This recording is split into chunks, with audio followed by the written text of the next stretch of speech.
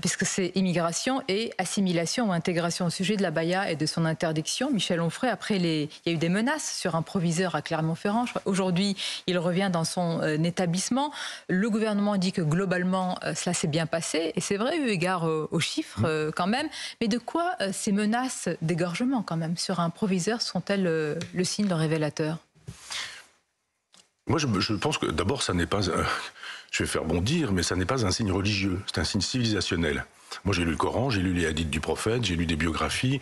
Il n'est pas question d'abaya. C'est un vêtement civilisationnel. Et il y a un tas de jeunes filles qui ne savent pas très bien tout ça. C'est une façon de dire on porte ce vêtement civilisationnel parce que votre civilisation ne l'aime pas. Et on a beau dire burkini, pas burkini, voile, pas voile, abaya, pas abaya, c'est pas ça le problème. Pour vous comprendre, c'est une question de civilisation, donc de mœurs, davantage que de laïcité, de vêtements religieux?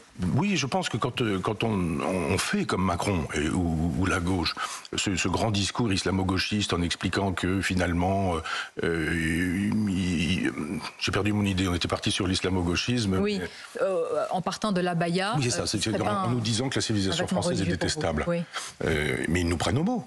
Ces gens qui nous disent « vous avez raison, vous la France est reconnaissez qu'Emmanuel Macron a depuis évolué. C'est son ministre de l'Éducation qui a proposé l'interdiction de l'abaya. Oui, c'est-à-dire qu'il y a eu Blanquer, il y a eu Pap Ndiaye, il y a eu celui-ci, il va changer, bientôt il sera, je sais pas quoi, Premier ministre, après il va être président de la République. Ces gens-là s'en moquent éperdument. Je pense qu'il y a un moment donné où ces gamines qui portent l'abaya sans trop savoir ce que c'est, elles savent juste que, grossier, enfin que ça emmerde les dominants.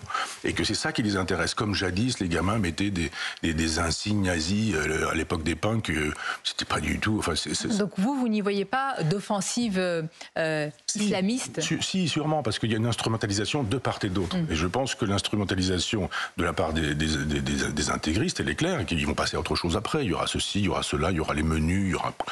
Mais je pense simplement qu'ils sont forts de notre faiblesse. Et moi, je ne veux pas stigmatiser la force de ces gens, qui est une force pas très intéressante ou pas très grande, mais je stigmatise en revanche la faiblesse de nos gouvernants qui nous disent... Alors comment fait-on? Parce que ce sont des jeunes femmes elles sont françaises, Michel Onfray, souvent de la 3e génération, maintenant c'est-à-dire très éloignées peut-être du pays d'origine de leurs parents ou grands-parents.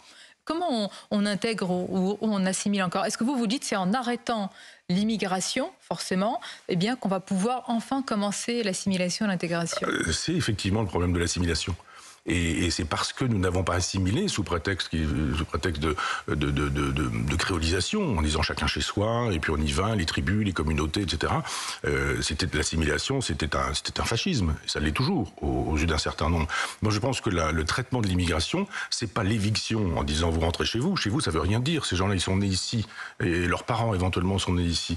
C'est la question de l'intégration. Si on n'intègre pas, eh bien, effectivement, les gens diront « Ah, vous voulez pas nous intégrer? Nous, d'accord, on revendique une autre identité, pas la vôtre. » Et moi, je pense que le coupable, c'est celui qui s'en vient nous dire, par exemple, comme Emmanuel Macron, qu'il n'y a pas de culture française, par exemple, comme Jean-Luc Mélenchon, que nous ne sommes que des fascistes, que des nazis, que des collaborateurs, etc., etc. Ben, évidemment, il y a des gamines comme ça qui sont sans culture et qui vont finir par dire « Mais oui, c'est vrai, il a raison, donc on déteste ce pays. » Et si on déteste... Donc, ça rime à ce qu'il y a de plus solide, finalement. Oui, mais oui, c'était comme les crêtes de coq des punks à une époque, c'était juste une façon de dire j'espère que vous avez remarqué que je vous emmerde, quoi. Parce qu'il y a ce désir en même temps de dire je vous déteste et je vous signe.